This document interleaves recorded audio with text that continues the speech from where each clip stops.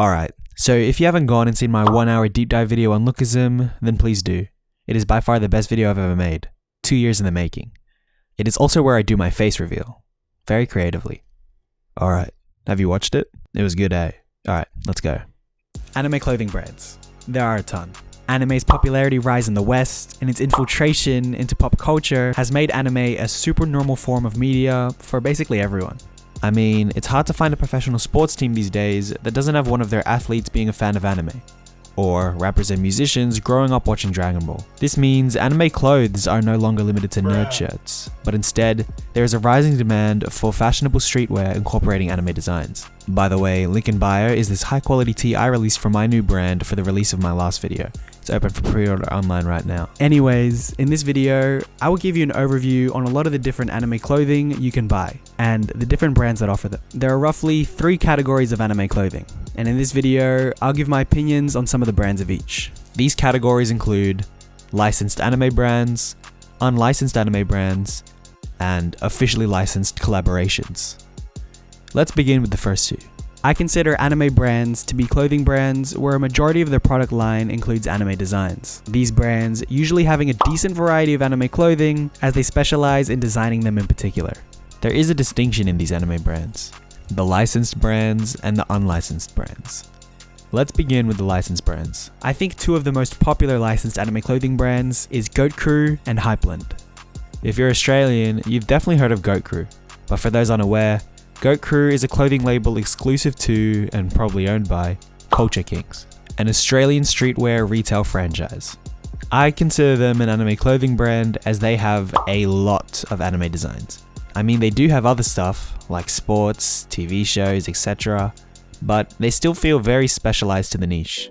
Anyways, I don't own any Goat Crew, but if you've seen one Goat Crew design, then you've basically seen them all. Super faded print, band tee style, with a few of the anime characters standing in front of English or Japanese text. If I was to rate Goku shirts, I would personally rate them a 6 out of 10.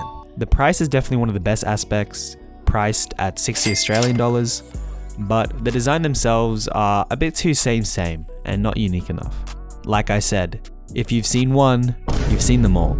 And whenever I see somebody rocking one in public, I immediately recognize it as the brand that is overfilled at Culture Kings, which for me is a negative that can't be overlooked. The other licensed anime brand that I know of is Hypeland. Founded by Jordan Bentley in California, I've always had my eye on Hypeland ever since I saw their Hunter x Hunter jackets years back. They have a super large variety of anime clothes, all of which being fairly unique. Puffers, fleeces, knits, t-shirts, Muay Thai shorts, rugs, and more. You could definitely have a whole wardrobe of just Hypeland if you wanted. For this video, and also because there was a huge sale, I finally copped one of their pieces that I'd been eyeing forever. The Hunter x Hunter Phantom Troop Puffer. Here's me opening it on stream. Hypeland in general, they make some dope shit, and I'm pretty sure they're like the biggest official licensed like anime clothing brand. They've got a lot of stuff, and a lot of official collabs. They've got Naruto, they've got Street Fighter, Gundam, Yu-Gi-Oh, Junji Ito, like there's just so many of them.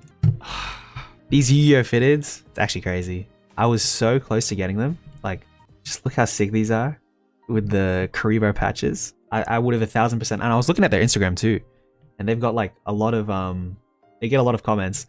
And for this one especially, they were like, "Oh, what teams should we do for the collab with Yu-Gi-Oh?" They were liking all these comments for the Cubs. I was like, bro, they're gonna do one on the Cubs. They didn't. But yeah. So I've got some of the stuff. I've opened it from the box, so it's not like I'm completely seeing the Hypeland one blind. Anyways, let's open this. This is the one I got. It was on sale, believe it or not. I'm pretty sure retail is like 76. Oh no, the retail is like 200 or something. But I got this for 76 Australian. So wherever you're from, shit's probably even cheaper. Came in a box. This is the Hunter x Hunter jacket. I've slightly opened it just to make sure that there weren't any like tears or anything, because I actually bought this before I interviewed some of the guests for A Love Letter to Lookism, so this has been sitting for ages. Super big, super thick. It's reaching some hot ass weather in Sydney right now, so it's not like I'm gonna be wearing it. Yeah, it definitely screams it. Definitely screams it, but I thought it was dope. And this is how I kind of found out about the brand. So I thought, hey, why not? And I think if you rock it with enough confidence, and it just kind of looks like any other trendy jacket, you know what I'm saying? Like, what do you think? Looks not bad? On me though, what about on you guys? But I don't know, I like it, and I think I would wear it. Definitely, it's one of those showy type of outfits. I think with Hypeland, unlike Goat Crew, their pieces are more unique, being something that I would personally wear. It also feels like they are hopping on trends that I prefer, more than the rock band tees of Goat Crew.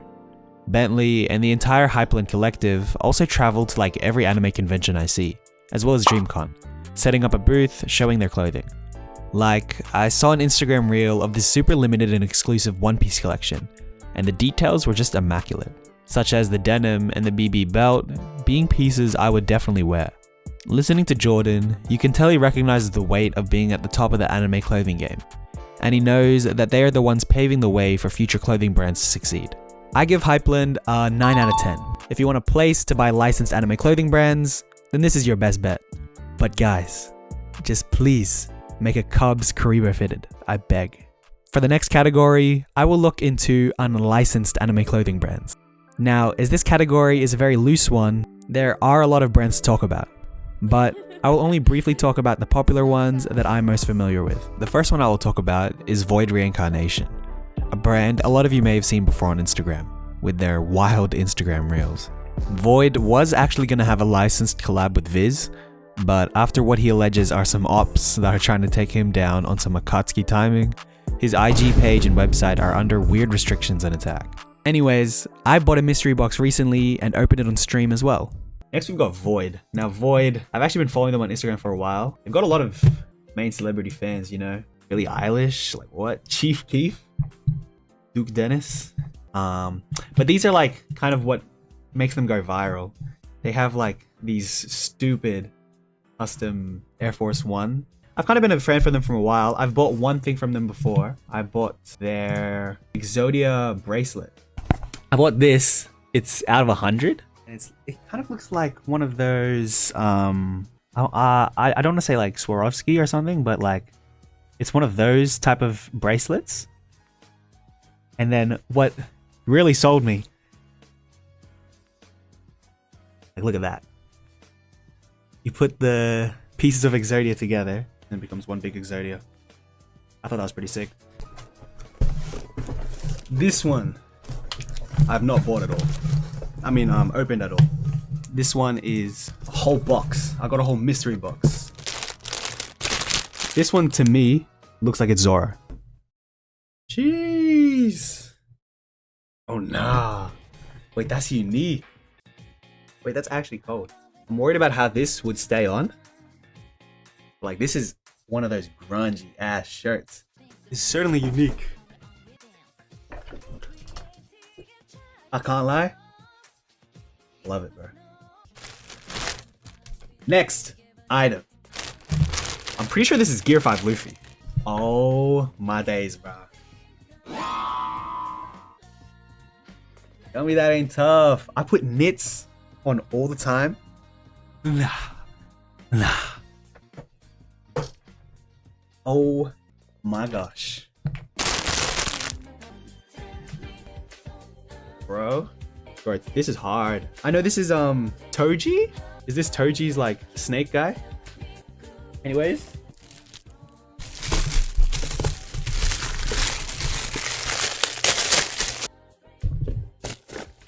A watch. As someone who has a BB belt, I love crazy looking belts. This is an Eren Yeager Founding Titan belt.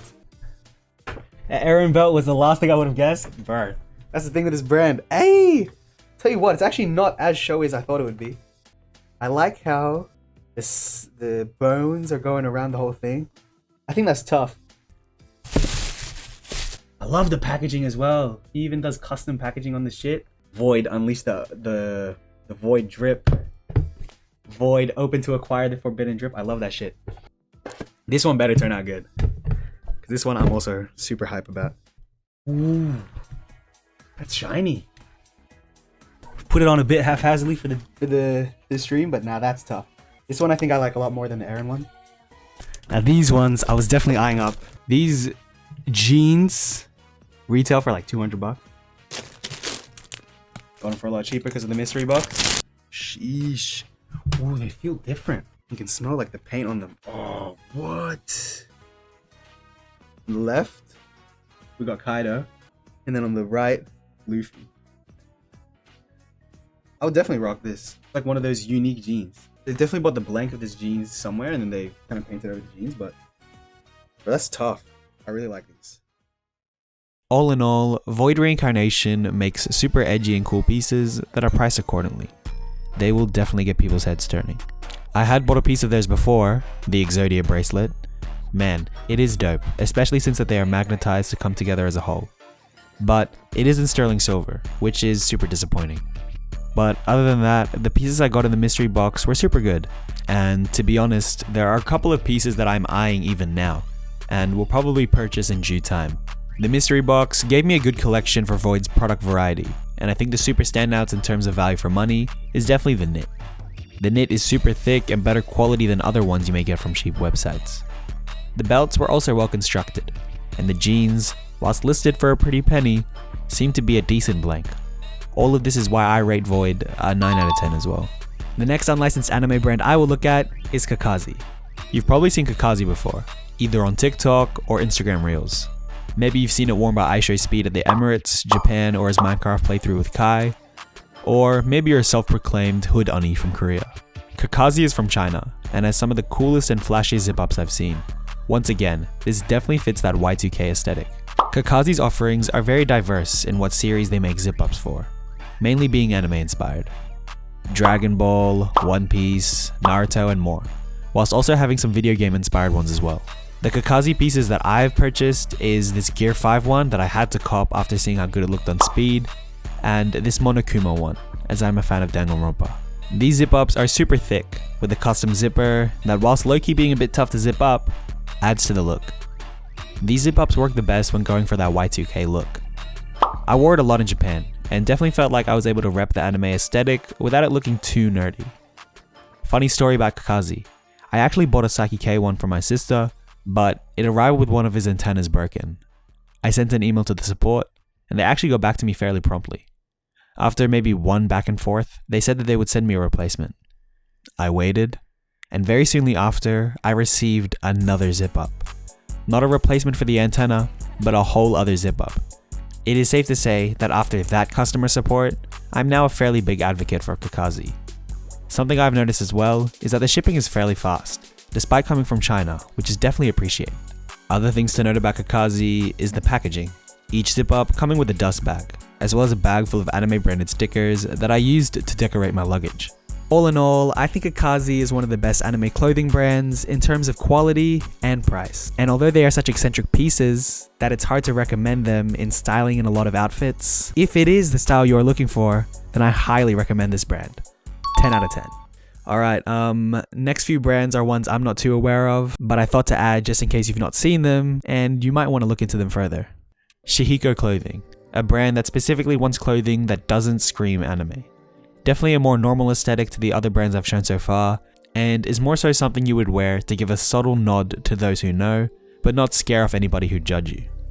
Me personally, I don't care about that, but if you want to rep it without being judged, then this may be a good brand. This Phantom Troop hoodie looks sick, and uses embroidery to make an interesting designed hoodie that will get people noticing. Steady hands. I've seen a few people wear this, and I think it's cute. Very affordable knitted sweaters and cardigans that give a clean aesthetic. I like them, but from the looks of their website, they may have gotten too big and got a cease and desist or something, as I can't find any anime inspired clothing anymore. Mr. SFC and all of its clones. Mr. SFC is actually licensed if I'm correct in understanding, but as I'm not too familiar with it, as well as there being very similar unlicensed brands, I thought to add it here as well. Mr. SFC has a lot of very popular anime, such as Naruto, DBZ, Yu-Gi-Oh, and more. They specialize in super affordable rings, earrings, pendants, and other normal jewelry offerings. A lot of these designs are very mass appealing. If you like the show, you definitely get the reference. They are made of stainless steel, which on one hand I'm negative on as it's not a precious metal, but at the same time, at least it's not plated copper, meaning there won't be tarnishing or green skin. The designs are personally not my style, my brain being too Chrome Hearts pilled, but I can definitely see a market for these, especially for the price. There are also a lot of imitators with a super similar style, but not licensed. In my opinion, just go for Mr. SFC if you like this style. And hey, if Mr. SFC or any of the other brands are watching, hit up my business email if you're trying to do business, eh? So that's all for anime brands. Now is a bit more of an interesting sector of anime clothing, that being officially licensed collabs with well-established existing brands. These are some of my favorites. Often hit or misses, but nonetheless super cool. Especially as someone who has been a fan of anime before the My Hero Academia, Jujutsu Kaisen, Demon Slayer era that we have now, where it has reached mainstream status in the West. As it is a Japanese brand, it should be of no surprise that Bape has had some anime collabs over the years. One Piece, Dragon Ball, Naruto, usually the big anime get a collab with Bape. Often with Bape collabs, when it is a franchise or person they collab with, they do a Baby Milo collab, where they illustrate the characters or people into the iconic Baby Milo style.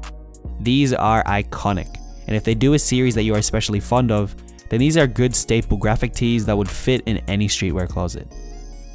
Ape, the more affordable sub-label of Bape, also has collabs with a lot more anime, like Jujutsu Kaisen. But their style is not as iconic as the Baby Milo art, usually opting to fuse the logo with the camera pattern and Ape logo. Even though I don't own any of the collabs Bape has done, I still consider them to be one of the best, blending Bape's personal brand and style with the anime they work with. F***ing Rabbits, or FR2 for short.